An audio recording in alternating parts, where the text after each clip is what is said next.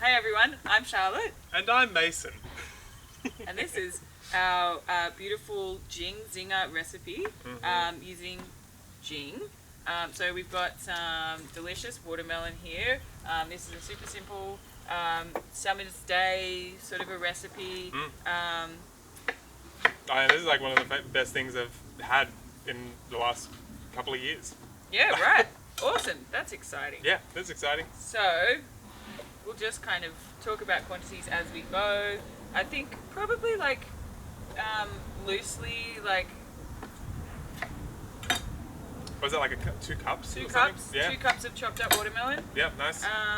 Then we're gonna take a little bit of lemon zest in there for a bit of that zing. Hey, you were telling me like the origins of the microplane before. You want to share that? Oh yeah, so that's a fun little fact. So I heard that the microplane was invented by a woman whose husband was a surgeon, and she kept borrowing his bone files to use in the kitchen because they were so sharp and so good and would sort of just grate through everything, like your driest old piece of Parmesan cheese or whatever you wanted. It was just like that was the thing. So that's sort of how she came about, like inventing the microplane, So which good. is kind of cool, kind of creepy, kind of great. See, you're learning on so many levels, gang. Yeah. Okay, so you're gonna get rid of pith. Gonna get rid of this pith. We've got a bit of the zest in there for Yep. some of those yummy, delicious, like zingy, oily sort of flavors. Yeah, if you're feeling hardcore, especially if you're like hardcore, like wanting that lemon and that citric acid and all that, like the bad calcium plaque dissolving aspects from that lemon, feel free to like keep that peel on. You can see how thick these are from the backyard of my Airbnb.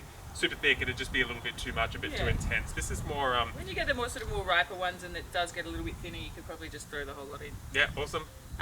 Then we've just got grab a little bit of ginger. I've got some cut up here, but when I'm adding like fresh ginger, you can take the skin off a little bit. Yeah. Also, like kind of gauge like how old your ginger is, because the older it is, the more potent the flavor's going to be. If you've got that super young pink, sort of almost translucent ginger, the flavor's going to be really nice and light and gentle. So you can kind of add a little bit more.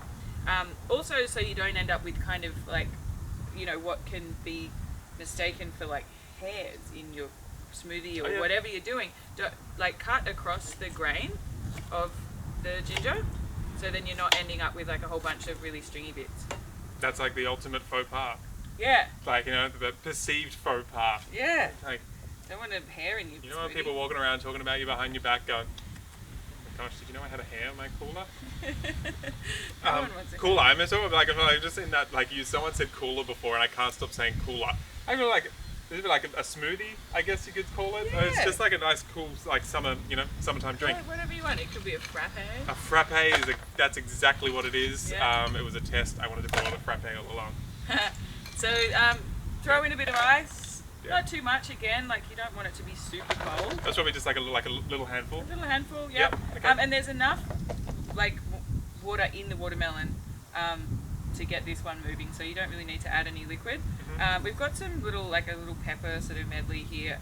I really wanted just straight up pink peppercorns, which we couldn't get hold of, but just whatever you can find. I mean, throw in a couple of peppercorns. If you can get just straight up pink peppercorns, that'll be really nice. It kind of is slightly less earthy than black pepper, and is a little bit more floral, and also it just kind of goes with the colour palette. Yeah, that's important. So you got about like 6 or 7. Yeah, okay, that's great.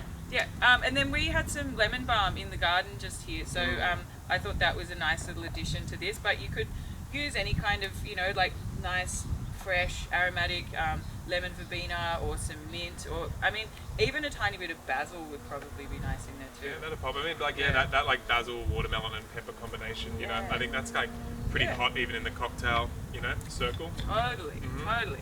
And then don't forget our jing. So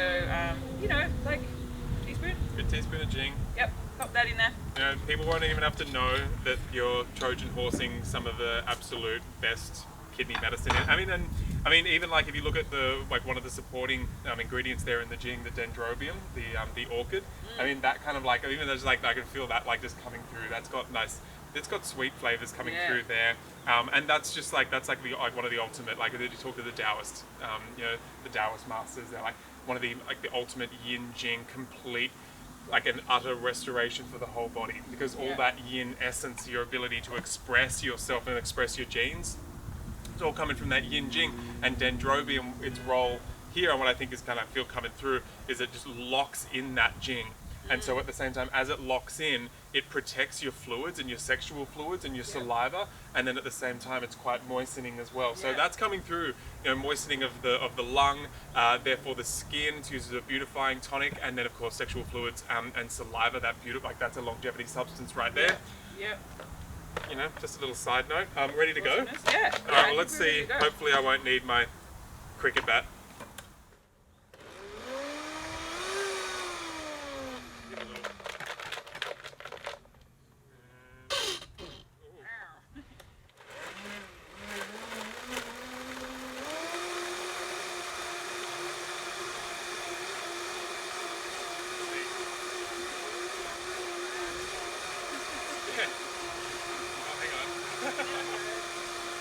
Oh man, I suck! Alright, one more.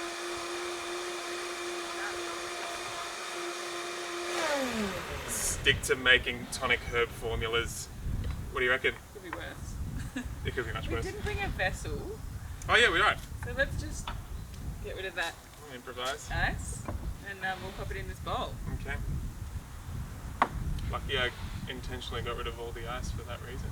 Oh man, this is the kind of serving size you want when you're having Oh yeah. this jing zinger. Anyway, all right. And what do you reckon? We can pop like. You could put some garnish on there if you wanted to. Yeah, I think this one, like again, like if it is like a real like hot summer's day and you got people over, you could like put it in like a you know, like in a flute. highball. Yeah. Or you put it in a like actually flute. Yeah. Or a highball on the ice, you know, Yeah. with a like a bit of like, well, whether it's like mint or lemon balm or whatever it is, garnish like sitting out the side. Yeah. Okay, let's enjoy our massive giant bowl of jing zinger. How is it? Oh my god, it's so refreshing. It's like the lemon is just brightens it all up. The watermelon's not too sweet. It's quenching. It's so balanced. Yeah, it's a badass drink. Yeah. Jing's subtle in that one. It gets really like, but you know, it provides that earthiness. Otherwise, it'd be too floaty. It'd be too acidic and too kind of it'd be too high resonating, wouldn't it? Mm-hmm. That just kind of brings it back down. And I love it, guys. Hey, jing zinger, like do this one, guys. Like seriously, do it. See ya. it's amazing.